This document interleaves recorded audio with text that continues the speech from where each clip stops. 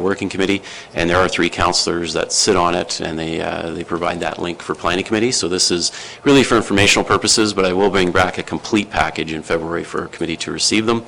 The last thing I would say or note, which I would appreciate some guidance on, is, and again, to provide a little bit of background, the work program and the RFP that council approved had a steering committee and then working committee.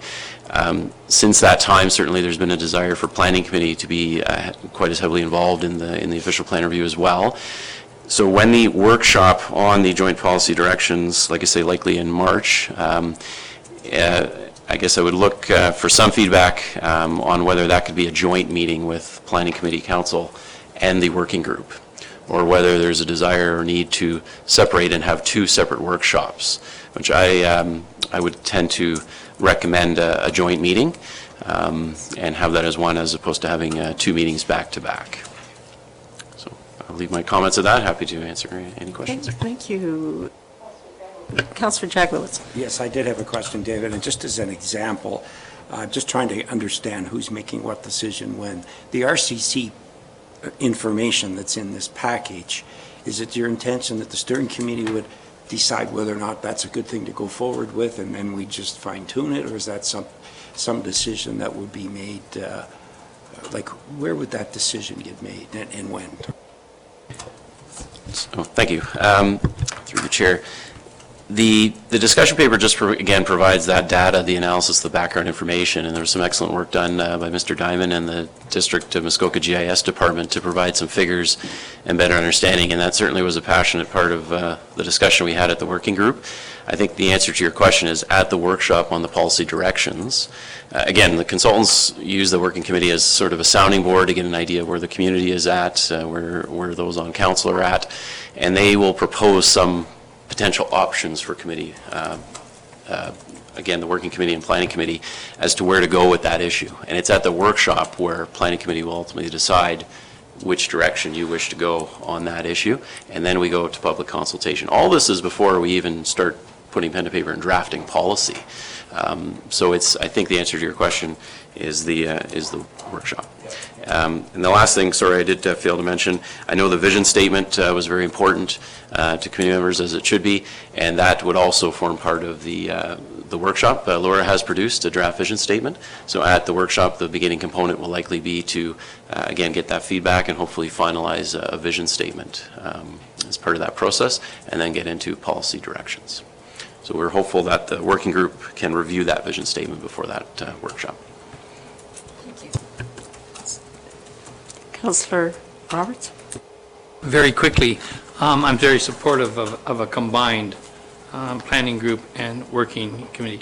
I just encourage my peers to really get into those large discussion papers so that you can be up to speed.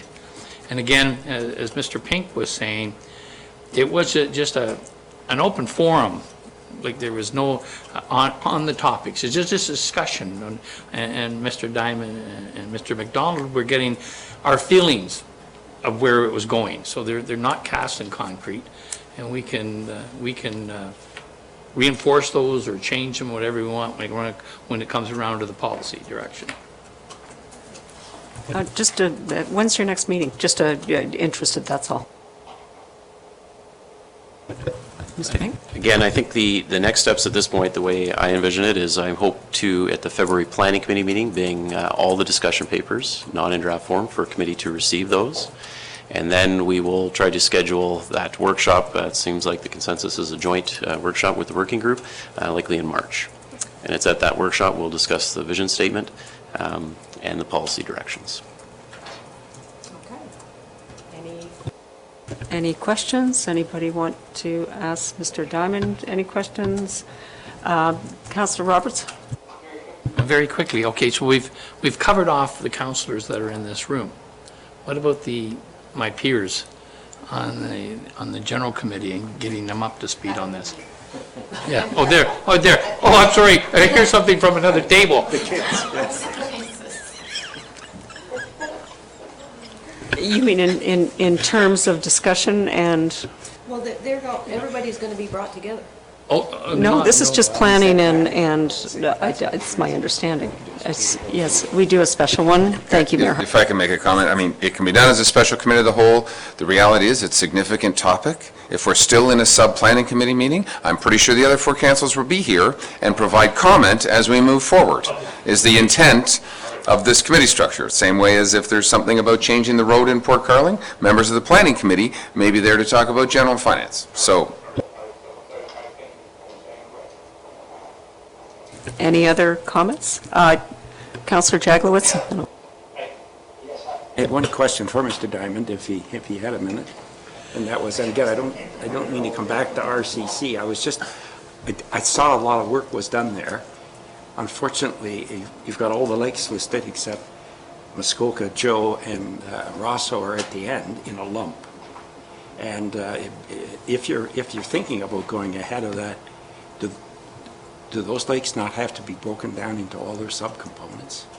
Well, the difficulty with doing that is that on those large lakes, you have options of where you go in your boat, and so it's to break it down to a smaller bay or something would be making an assumption that you didn't have an option. I water skied on Lake Joe for 28 years, and when it was rough where I would just go somewhere else. So you can't. Yeah, it makes it very difficult to do it like that. And just for the other members, when we do the numbers on the large lakes, we come up with large numbers of capacity. And in the background report, I identified the fact that just simply using RCC would allow the level of development on Skeleton Lake to double. And I'm sure the 535 cottages that are there now wouldn't like to see another 535. So it just doesn't work on the big lakes. Councillor Mazan? Just for my understanding then, I'm trying to listen. We will be getting an update. Is the expectation that we are now reading through that entire document? Like all the, yes, is that the ask or the suggestion that's being made? You haven't read it. So I guess that's actually a great comment. Is there a Reader's Digest like to help? I mean, it's one thing to say, go and read 500 pages or whatever it may be. Another to at least help us. Is there something like that? Like an executive summary. Thank you. It's been a long day. Thank you. If I can just speak to that, Madam Chair. The discussion papers are structured so that in each discussion paper, there's a highlighted area where we ask the working group specific questions. Should we do this or that? And you can simply look at those highlighted questions if you want a quick Reader's Digest version. There's 30 questions that we've asked the working group. We took 2 of them off the table yesterday because of other changes. So there's 28 questions combined in there that we had asked the working group for direction on. And so you can look and pick and choose what is of your interest. Councillor Edwards? Ask Mr. Diamond, questions for you. Situations like Mary Jane Lake, where you can have like a 300-foot lot and have this or that. How do we protect the environment? Like if a lot's just not suitable for development, like what would your suggestion be on something like that? I can just say that from the work that we've done so far, we know that we need to pay special attention to the small lakes, Yeah. and that your current policies don't really do a good job of that, if I can say that frankly. They were done at a time when no one would ever think about putting 14 lots on a small lake because there are still lots of good waterfront on the big lakes to develop, but that's not the case anymore. And so moving forward, we need to establish a better policy basis in this township for dealing with the small lakes. And supplementary, if there's existing lots, say like on a small lake, that they're 100-foot lots, and there should be 200-foot lots now, but they are some of these lots. Should there be restrictions, say instead of maybe 8% development rights, drop it to 4%? Like, how is that handled? Because some of these lakes are almost overdeveloped now. Yeah. Well, I can't really tell you one way or another. That's really a zoning issue, but I can tell you one of the things that the working group has talked about in our first session, I think there was very strong support, is we need to do something about the current grandfathering provisions. Exactly, yeah. Because they're allowing overdevelopment of very small lots. And there was some really good direction about that, and that will be found in the background report as well. Okay, thank you. Okay, thank you. I'm going to apologize to Mr. Fahner. I missed you on the agenda. I'm so sorry. It's being paid by the hour. Yeah, well, yeah, but I don't know. So please come forward. Again, my apologies. No problem. The meter was turned off a while ago, but anyways, that's the way it goes. Steve Fahner, Northern Vision Planning Limited, 109 Meadow Heights Drive, Bracebridge, Ontario, P1L 184. Anyways, I'm here on this particular matter, and I'd like to thank staff for putting this on. I know there's no staff report.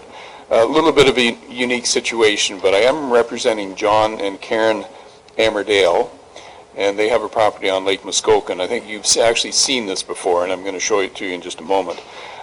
What it is that the Planning Act does not allow you to apply for a minor variance application on a property where a zoning bylaw exemption or amendment was passed.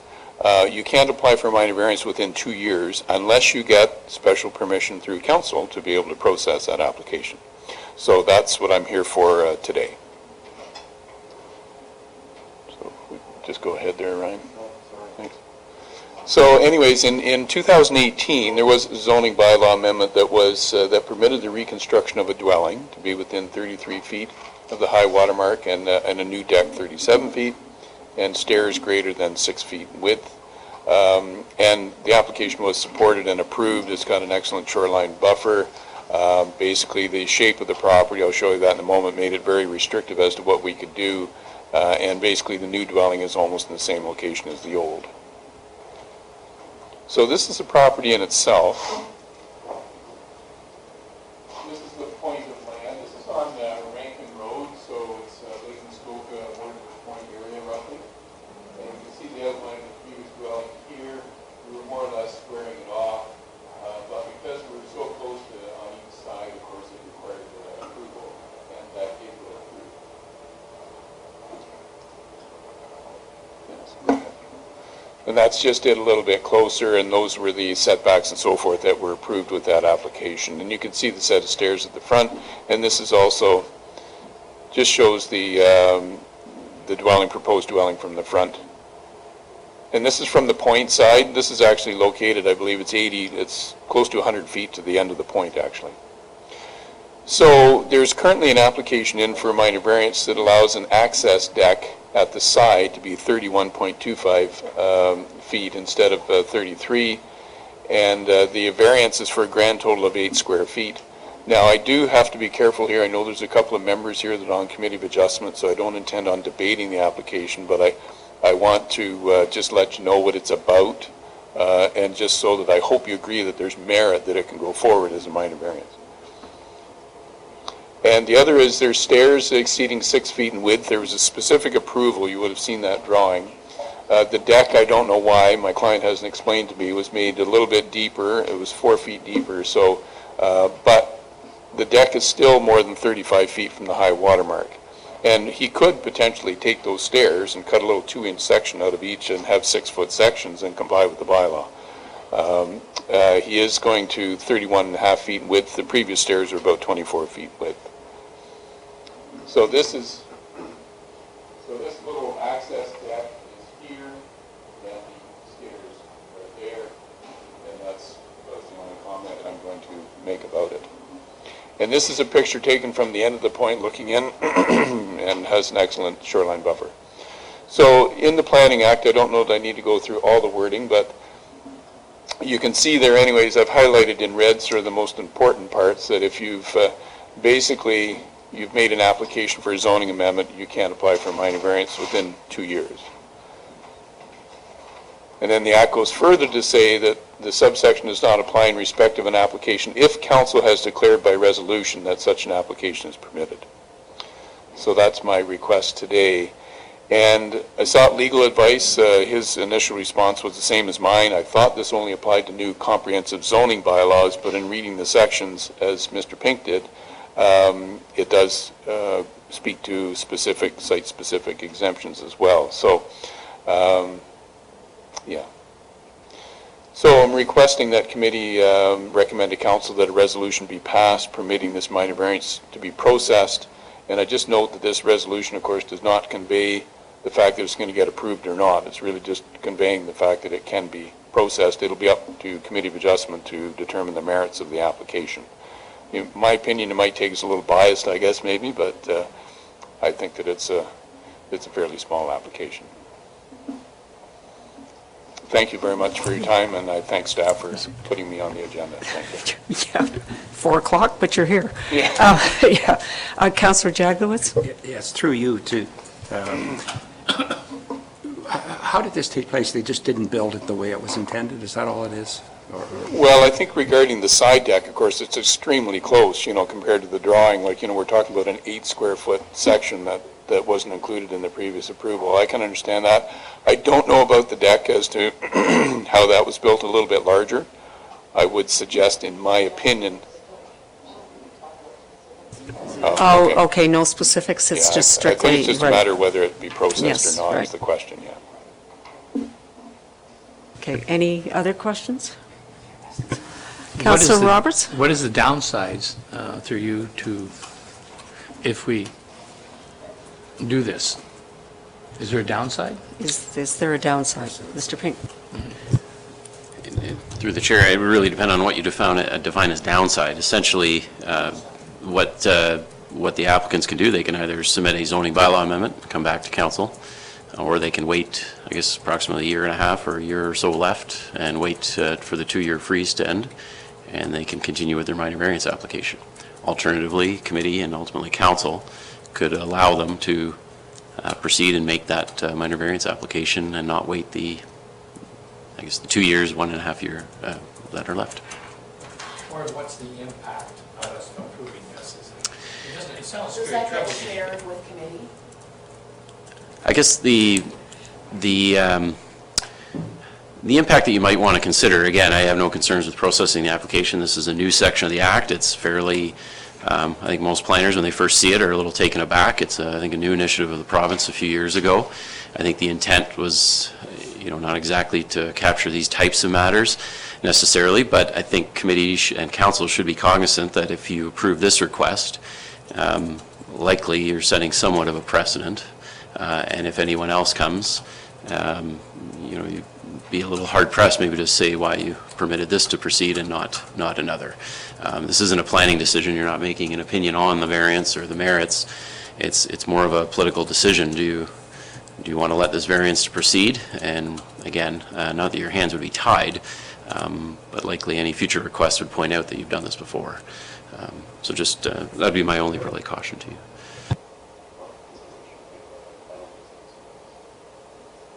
Councillor Nishikawa?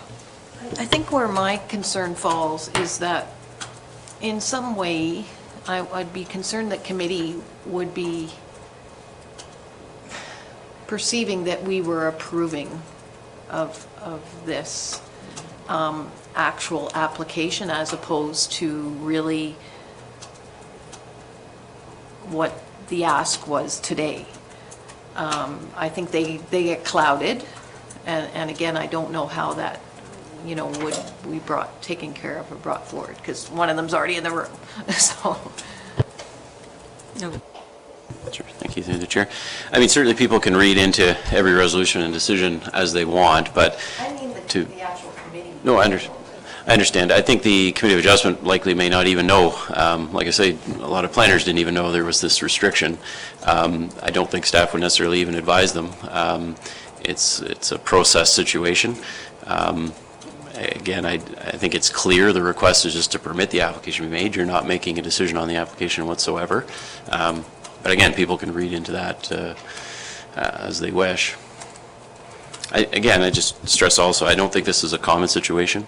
Again, what it captures is if you apply for a site-specific amendment, and then you so happen to, within 2 years, need to apply for a minor variance. That doesn't typically happen.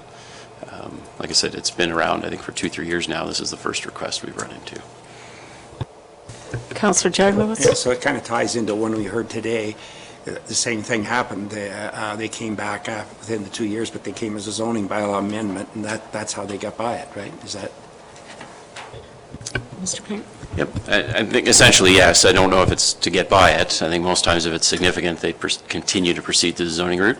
Maybe to provide a little bit of a better understanding, the more significant changes, I think, that were made to the Act, if council were to, say, repeal the entire zoning bylaw and replace it with a new comprehensive zoning bylaw, no variances, or I have to refresh my memory on the Act precisely, but no variances and/or zoning amendments would be made for 2 years. So, and I think that is kind of was the intent of the province, was if you go through a comprehensive review process and determine these are the rules, should the public be allowed to, the next day, immediately start amending them? And there should be a 2-year sort of pause to let people consider their plans. Again, I don't know if it was so much really meant to capture something fairly minor as this, but that is what the Act says, and the request has been made. Thank you. Okay, any other comments? All right. So do we need a motion for this?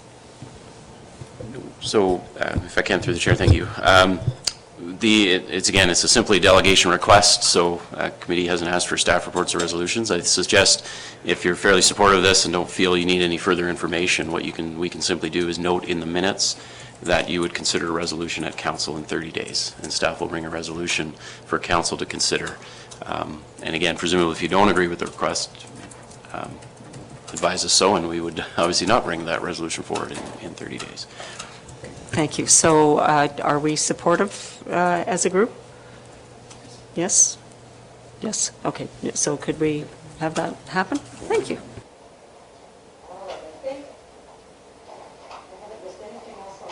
If I haven't missed anything else on here, we are going to talk about inflatables on the waterfront.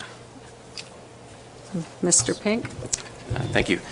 This matter was requested by Member Nishikawa. I think certainly leave the floor to her to describe the issue better than I can, but I think the concern was, and probably most members can relate, there seems to be an increase in the amount of rafts and inflatable toys and trampolines, slides, things of that nature on the waterfront, maybe having impacts on either boating navigation or enjoyment of properties between neighboring landowners, and Member Nishikawa has requested that the matter be placed on the agenda for a discussion.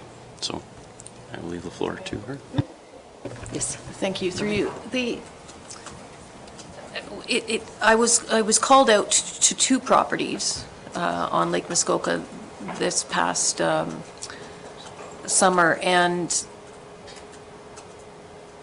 the way that I would say that both properties were somewhat in a bay, but the way that a couple of property owners, and one of them in particular rents out their property, would have these floatables that you get from Crappy Tire, that appear to be, well, they're huge.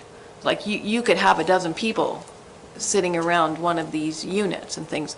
And why I say that is, for instance, they're not the type, the same product that we would see in Wallace Bay right now from, so, but it's just anybody can go and spend $100 and go get these things. We don't have any regulations about how and where that they can be put. We say it's a part of the Navigable Water Act and all of those kind of things. But in fact, we do say somewhere how long a dock has to be and all of those things. I think we need to have establish something, because what happened, and I saw a boat coming in, and they actually couldn't get to their dock. And I followed the projected lot line, like I tried all of my things that I thought could work. Okay, is your thing 15 feet off of, well, in fact, it's not, and because it floats, it's actually even over the projected lot line. So I don't know, my understanding through David is that we don't have a handle on this stuff, but we know it's more and more an issue. And I would say creating nastiness with neighbors that don't necessarily, shouldn't be there. And mostly because they have nowhere to turn. Because they can ask their neighbor to please move it, and then, and in fact, in one case, they moved it worse. You know, so I don't know what our answer, but I would hope that we could bring something, oh, he's already gone. But I just think that we need to be more aware of, I've asked past Councillor Curry, who had an interest in navigable waters and things, to look into it for me. And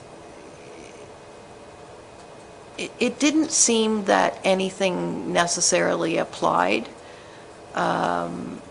Even the float docks that we see that get put out, there's really not a hard line on some of those things. So don't know where we're going with this, but I hope we're going somewhere. So thank you. What ability do we have if we wanted to do this, I guess would be my question. Do we have the right to control those kinds of things? I didn't think we did, so. I'm happy to look into it for committee further, but in my past experience and the opinions that I've been privy to from legal counsels is we would not have authority. It's similar to a watercraft, and we would not be able to regulate it. But if that's the direction of committee, we can certainly investigate again or further and report back. But I do not believe, I'm not aware of any, again, neighboring municipalities, and I could reach out to my colleagues, but I don't believe any neighboring municipalities or in anywhere that is able to regulate, floatables or temporary type structures, or not structures, but toys and things of that over the water. It would be similar to watercraft, which we know we can't regulate. So. Councillor Nishikawa? So my concern is that these are weighted, like they're anchored, yes, sorry.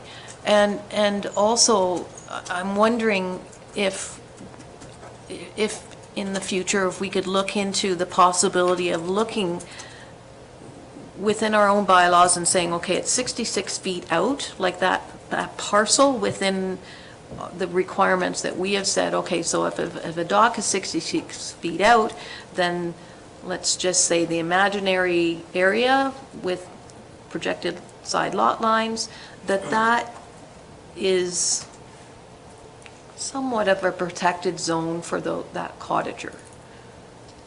I don't know if something like that, and I'm sure there's smarter people out there that could actually make that happen, maybe even at the table. I don't know, but that's kind of what I envision, is that if that's the most that we can do and say, okay, here's your dock and here's your little circumference, that you should be allowed to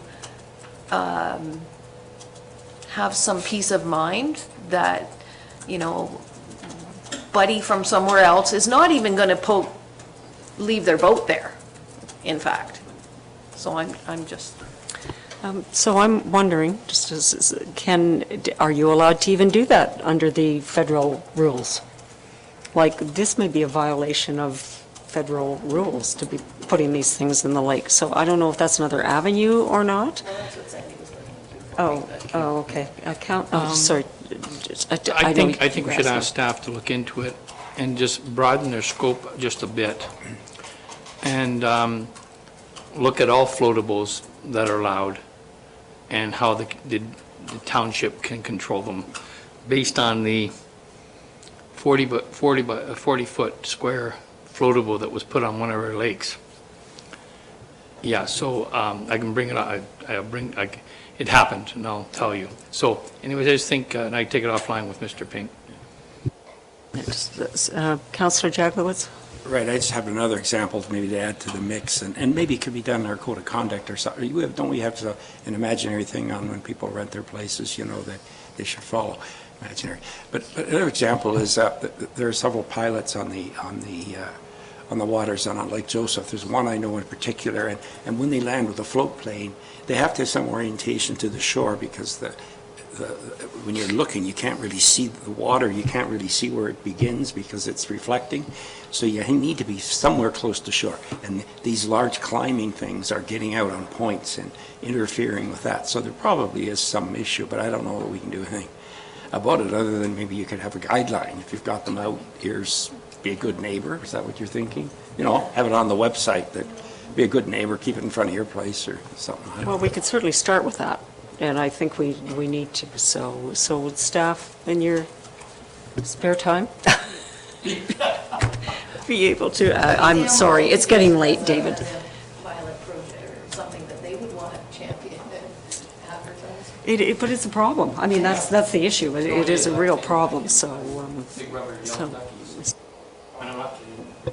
And I appreciate the concern. I guess I'm just looking for more clear direction. Do you want a formal review by staff? Like, I think what I would need is a legal opinion to come back. I think I know the outcome will likely be that we're not able to regulate it.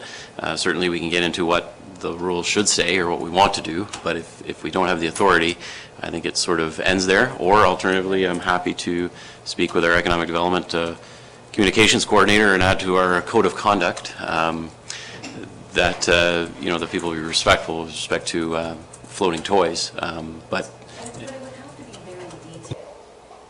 Like, just one line saying, you guys to your neighbors and watch where you're floating. There's actually, like, much like Watershed Council has done in the past. Sorry, much like Watershed Council has done in the past, is they put example pamphlets out. This is the best stewardship that you could possibly look at, or, something like that. Mayor Harding. Thank you. I think where Mr. Pink is going to be where we end up. Transport Canada regulates the water. The reality is, you can't put a buoy in the water. They're illegal. So when you put a floating dock, forget about a floatable, when you put a floating dock in front of your property, it's technically illegal. If someone is to hit that, you are liable. I know this from my ski jump days. And what happens is the OPP don't regulate, they don't worry about it. But I think if we were to investigate from a complaint-driven perspective, if someone doesn't like it and you phone the OPP and because they're enforcing Transport Canada rules, they would say, that's not allowed to be there. But from a regulation perspective, now what's the difference between I have a floating raft, or I have a fiberglass raft, or I have a wood raft, or I have a whatever, it's my extra dock, I swim to it. There's so many variables that go into this. Yes, there are one or two people who say, here's my property, I'm putting it over here in front of your view. There's a great way to solve that, and it's a knife.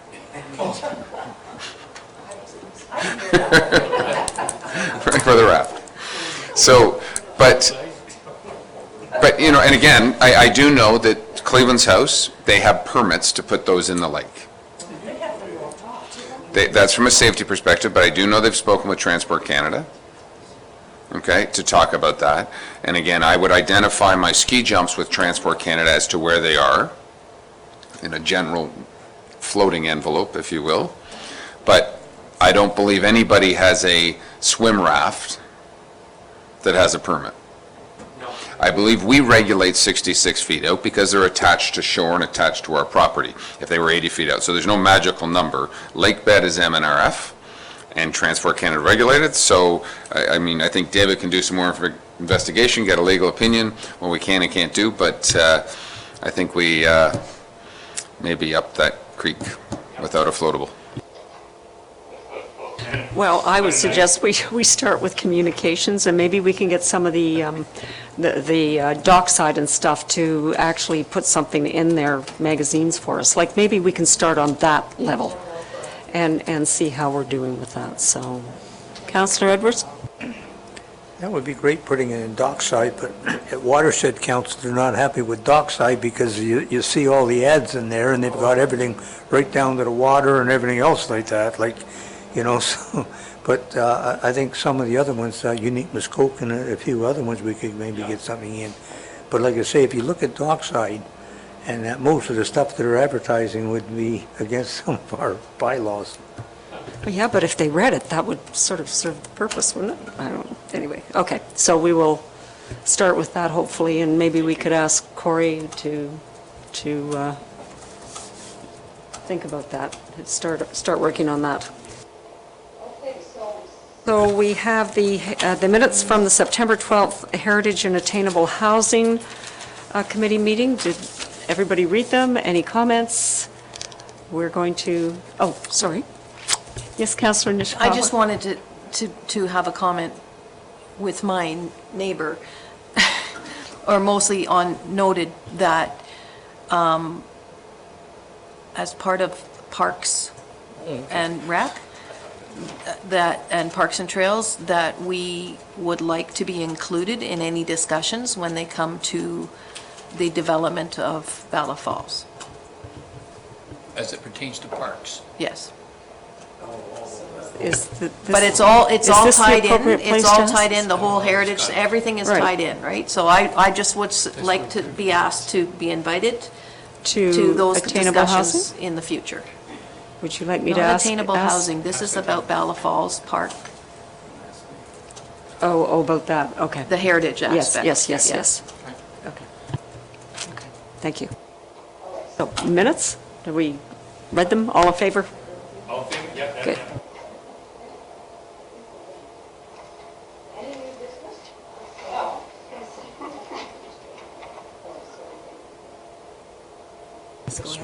Sorry, just very quickly, the agenda item under LPAT, just to advise committee members that we did receive an appeal from the Butcher application. You may recall that's the one on Torrance where the development was constructed without permits. You may recall over lot coverage, an appeal was received. So. Okay. Councillor Jaglowitz? Through you to David, who filed the appeal? The homeowner? Okay. Okay. Any new business? Good. I'm not looking. Councillor Edwards, seconded by Councillor Nishikawa. Be it resolved that Planning Committee adjourn at 4:18 p.m. and the next regular meeting of Planning Committee be held on Friday, January 17th, 2020 at 9 a.m. in the Council Chambers, Municipal Offices in Port Carling, Ontario. All in favor? Well, I didn't quite make it as long, but I came pretty close. Did everybody, are you in favor? Yes, we're all in favor. Yes, everyone in favor. She said, not everybody raised their hand. All in favor? Thank you. Sorry. Thank you. Sorry, guys, that was long again. What day, Madam Chair? It was a long day, I'm sorry. Because it was a vote. No, you didn't. I don't know what. So Yes, it is the right. camera is working, you have to go to the, not the meeting portal, but through YouTube. No, you're staying. Other than tonight for Can you find out legal, what's our option there? Because you guys are just, and that could happen. And why, someone asked me, why did you do it? I said, because I don't know, like,